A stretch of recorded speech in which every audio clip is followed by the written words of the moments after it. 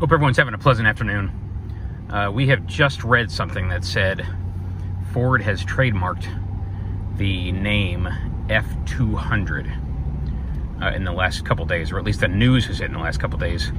And so the immediate speculation is, what exactly is an F-200 going to be? And there are a couple possibilities. The first one, and I don't think it's the most likely, but the first possibility is that Ford is going to rename the F-150 Lightning when the new version comes out in another year or so as the F-200, as a way of distinguishing it from the F-150. And I don't think that's likely, because Ford has, in the last 2 years now, established a brand, and you could say it's a pretty strong brand identity for the electric F-150 as the Lightning. And most people who know anything about trucks know that the F-150 Lightning is the electric F-150. And it's, I don't want to go so far as to say it's a halo product, but it's a very, very well differentiated product in terms of its identity, and it has a different enough appearance that it's impossible to mistake for a regular gas or diesel powered F-150 or hybrid F-150. It's got those LEDs around the front headlights and the bottom edge of the hood, and it's got different wheels, and it's got different taillights. And so the instant you look at it, and you could be quite a ways from it, you know it's an F-150 Lightning, or at least, again, people who know anything about trucks know that. And so it's just hard to think that Ford would ditch that brand that they've built between summer of 2021 and now, which is just over 2 years later.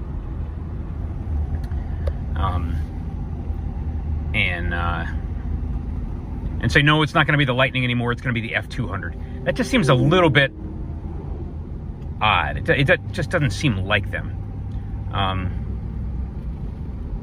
What I personally think is more likely is that they're going to create more of a brand for the F-150 with the heavy-duty payload package, meaning the much stronger GVW F-150 that can carry 2,000 plus pounds of payload, in some cases up to 3,000 pounds, where you've got like the stripped down 2-wheel drive, maybe regular cab long bed.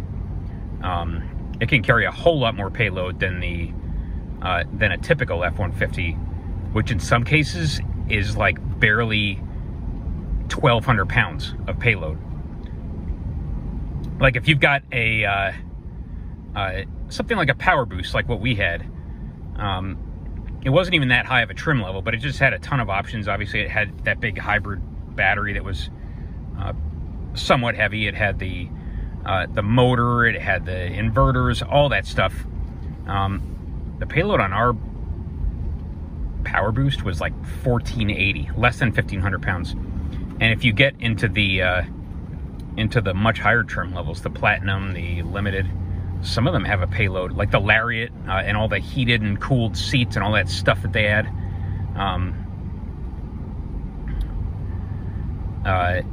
The payload's as low as like 1,200 pounds, which means you're severely limited in terms of the size of a trailer you can tow with it, because you're limited in terms of the hitch weight, meaning the tongue weight for a conventional or the pin weight for a fifth wheel or gooseneck.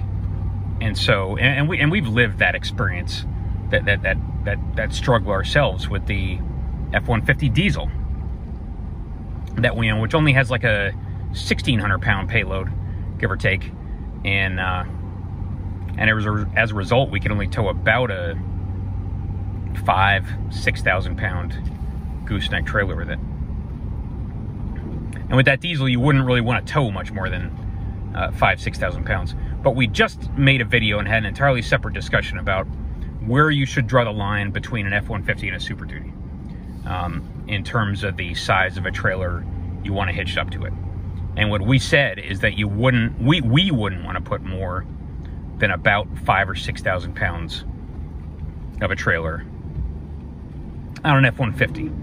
partly because of payload, partly because of braking and the lack of engine braking that you get on an F-150, and then partly because of the fact that it's just not that heavy of a truck, and so the truck is a lot more likely to get pushed around as it's making its way down the road by a trailer that may be getting acted on by a side wind, something like that. And so you're a lot more likely to lose control of it. You're a lot more likely, again, to max out that rear axle payload and then put yourself into at least legal trouble, if not medical trouble, once that trailer gets away from you and jackknifes itself and puts you into a ditch somewhere. And so if the F-250 ends up being the new name for the F-150 with the heavy-duty payload package, and maybe they do more with it, like maybe they add more engine options, maybe they add more trim options. Right now, I think you can only get it with the XLT. And either the 5-liter or the 5-liter V8 naturally aspirated or the 3.5 EcoBoost. Maybe they let you buy it with the Power Boost. Doubtful, but you know, you can speculate. Again, the theory is maybe nobody knows about the F-150 with the heavy-duty payload package, so they go straight from a conventional, a normal F-150, a traditional F-150, to a Super Duty. And maybe Ford wants to position a variant of the F-150 in that spot that's sort of half and half. It's got the handling of an F-150. It's got the smaller size. It's got the, it's a little bit smaller in terms of its, not just its length and weight, but it's like shorter of a truck. And for some people, it's a lot easier of a truck to live with. Maybe you can fit it into your garage if you get like the crew cab short bed, which you cannot do with a Super Duty, unless it's like the regular cab, or maybe extended cab short bed. But, in terms of versatility, Ford likes to have all the bases covered, and maybe they see a need among all these people who have been buying F-150s recently, and then buying a trailer that's way too big for it, like the one we showed you on the last video we made, where it was like a little F-150 with a gigantic 25, 28, 30-foot camper hitched up to it. And Ford wants to say, hey, guys, we know you're having sticker shock, and you may not be ready financially or emotionally or in other ways to step up to a Super Duty. Here's a middle ground type option where, a Goldilocks option, where it's the F-150 you know and love, a lot more compact, a lot more light, but it's got the stronger frame, it's got stronger brakes, it's got stronger axles. It can stand up to daily usage with a 6, 7, 8,000, maybe 10,000 pound trailer, and is not going to put you in a dangerous position or situation or condition. And that's again, they might do nothing. People trademark stuff all the time and then don't do anything with that trademark. But there is a refreshed F-150, we think, coming out this fall for model year 2024. And again, Ford didn't register that name for nothing. They probably didn't register it just to keep it out of somebody else's hands, as like a defensive tactic. And so who knows, maybe they are looking at rebranding that F-150 with the heavy-duty payload package that basically nobody knows about, as the F-200, and starting to position that and aim it at people who want to buy an F-150 because they like the form factor, they like the way it handles, they like that independent front end.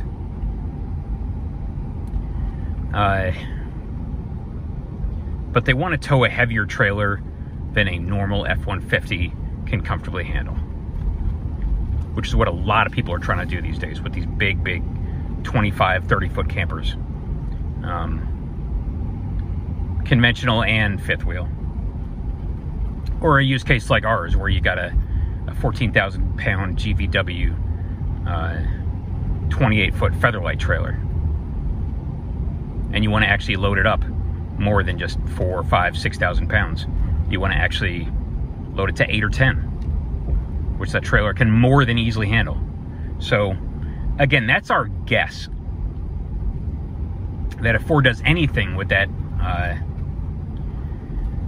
trademark, they might use it to rebrand the F-150 with the heavy-duty payload package as an entirely separate class of pickup. Kind of like what they used to call, again, they used to call the F-150, essentially that same truck, they used to call it the F-250 back in 1997 when, whatever generation that was that came out. The one that looked like a melted soap bar. We had one of those. And then they renamed it the F-150 7700. And it's been renamed a bunch of times. But it's never had really that much of an identity of its own, independent from the F-150. It's always been kind of an oddball, like a strange bird. And again, maybe Ford just wants to make it its own separate thing and give it a little more of a high profile, and let people know that it's out there so they can choose it if they've got the need for it, instead of taking their chances with a traditional F-150 and getting hurt or getting someone else hurt. All right, thanks everyone. Just wanted to pass that along. Hope you all have a pleasant afternoon. It's beautiful here. It's the first week of September, and it's been 90 plus the last 2 days. Very, very beautiful late summer, early fall weather out here in eastern Pennsylvania, western New Jersey. We will talk to you later.